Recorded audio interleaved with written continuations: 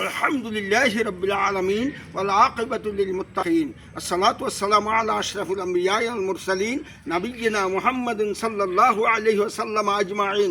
সম্মানিত বন্ধুগণ, আমাদেরকে আল্লাহ পাক রব্বুল ইজ্জত আল জালাল বহুত মহব্বত করে, খাস করে আশরাফুল মাখলুকাত করে ওয়ালাকাদ কাররামনা বানি আদম সম্মানিত করে সৃষ্টি করেছেন।